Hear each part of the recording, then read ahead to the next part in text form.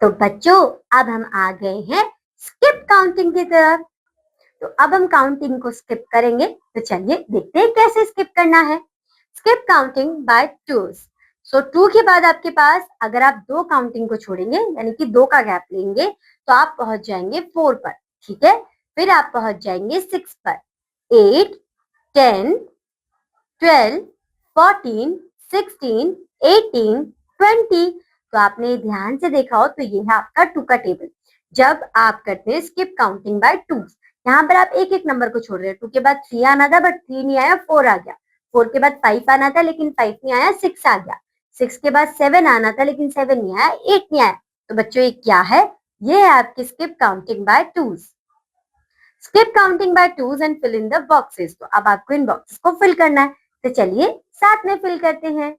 To के बाद बच्चों क्या आएगा? टू के बाद आएगा यहाँ पर 4, 6, 8, 10, 12, 14, 16, 18, 20।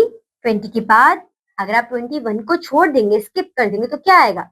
22, 24, 26, 28 और 30, 30।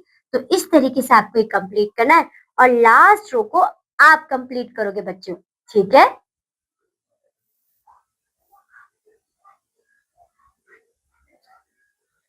अब हम समझेंगे स्किप काउंटिंग बाय थ्रीज। तो 3 के बाद आपको क्या स्किप करना है? 4, 5। तो आप पहुंचोगे 6 पर, 7, 8, 9 पर, 10, 11, 12 पर। तो इस तरीके से आप इन्हें स्किप करोगे। 12 के बाद 15, 15 के बाद 18, फिर 21, 24, 27 और 30।